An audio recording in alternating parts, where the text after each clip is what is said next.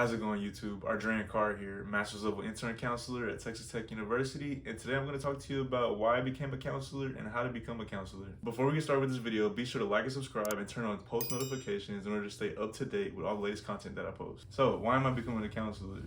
This starts way back when I was in high school. I was taking dual credit psychology class. Dual credit is a collegiate course that you take in high school, basically to get college credit.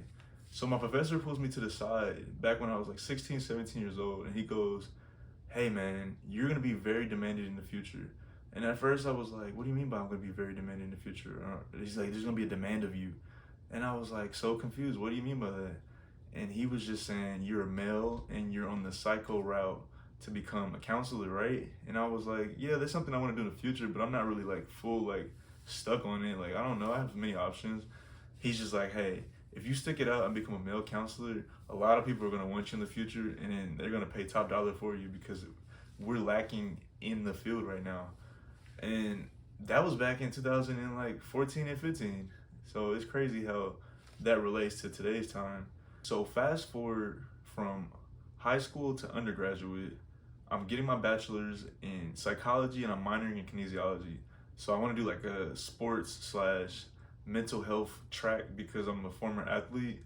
So I want to stay on the sports side, but I also want to do some more mental health in order to like blend that in somehow. So as I'm taking my psychology classes, all my professors are saying the same thing that my old professor was saying in high school. They're like, "A lot of people are gonna want you in the future. Like, this is very demanded. Like, you're gonna show representation for male figures and start coming to counseling." And I'm hearing this all throughout my undergraduate, and I'm just like, what's the kick to this? So fast forward from undergraduate straight to my graduate program. I get into graduate school and I look around the classroom when I walk in the first day and I go, wow, there's a lot of ladies in here. So when I walk into the classroom, I kid you not, I scan the room, it's a bunch of ladies, and there's probably only maybe 3 guys in the classroom. So I sit next to one of my male figures, you know what I'm saying, sit next to a lot of the ladies, and I scan the classroom and I'm thinking like, what is this? Like, where is the representation of males in here? Like, what is going on? And then as the semester is going on, I'm starting to realize that what my professors were saying in the past became relatable to the future. I started looking back and I'm like, they were right. Like, the male population is lacking a lot in mental health. And there's a few reasons for this. Personally, I think it's because society portrays the male figure to just be a hard worker, just a man that works and dies. They don't want nobody else to express their feelings or care about their feelings. They just want the man to just go on the field and work and then come home, kiss his wife, and die. As the world is changing, you see a lot of people expressing their feelings, especially in the male gender, which I'm very happy for, because back then that wasn't even a thing. You couldn't express your feelings without somebody thinking that you were weak or somebody thinking that you were soft. But these days, everything's starting to change, and I'm starting to see more male counselors, which is a positive for the counseling culture. So my why is more than just me wanting to be a mental health advocate and me being a licensed counselor. I also want to show representation of males, not only just males, black males in the counseling field, because there's a lacking of that too, but that's for another video.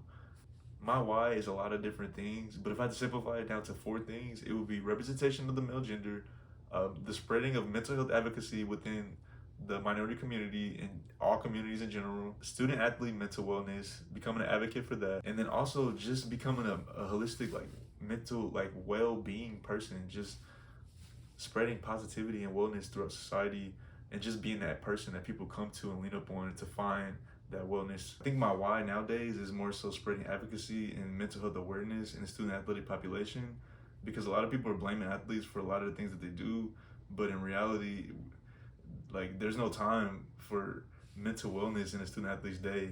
I'm a former student athlete, so I can speak for that, and it's very tedious. We can get into that later in another video for sure.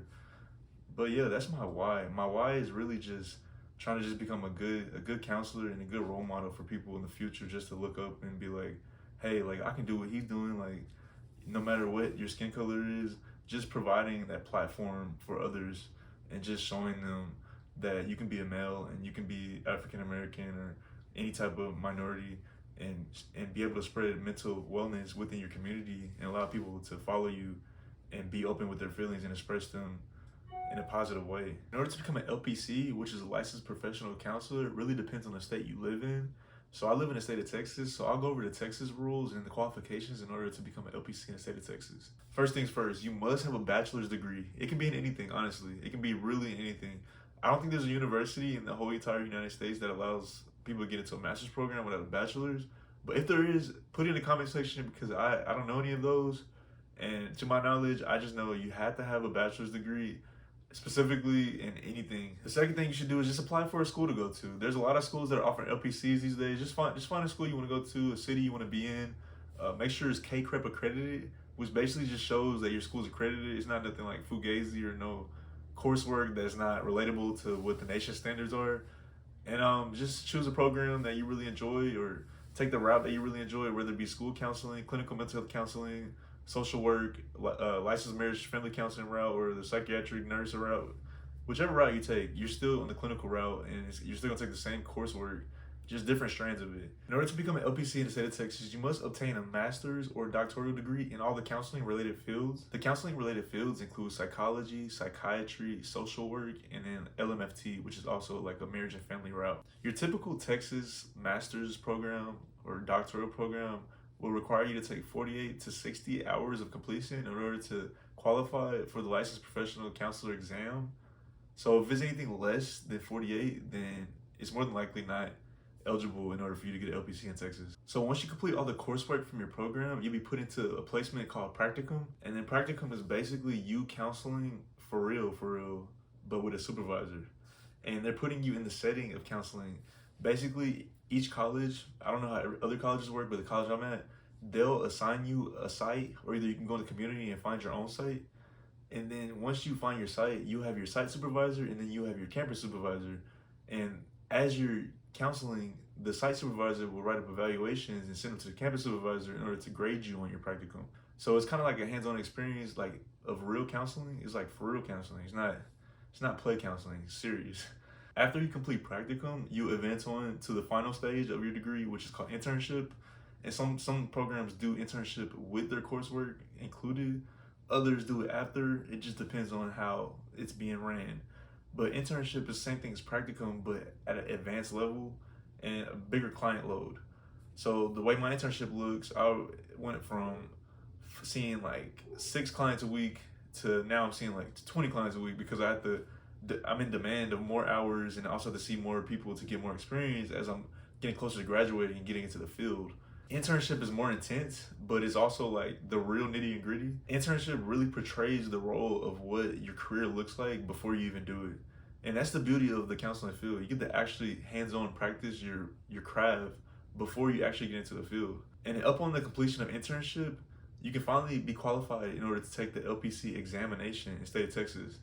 And some programs allow you to get 600 hours, some programs allow you to get 400 hours. The point is you have to get all your hours obtained before you can take the exam in order to qualify for the exam post-graduate level. If you don't obtain those hours, you won't be eligible to take the exam. And what a lot of people realize is that like the program is very tedious, but in the end, you finally get your license and then you can counsel for real while obtaining some hours on the side. The beauty of obtaining your hours at internship or practicum site is that you can continue those hours after you pass your LPC examination after you graduate. So for some programs, after you graduate, they'll have you signed up for the NCE. And basically the NCE is the National Counselor Examination.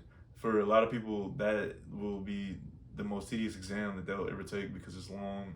So some programs have it where you take a CPCE, which is like a comprehensive exam, which is all the information that you ever learn from the start of classes all the way to the end.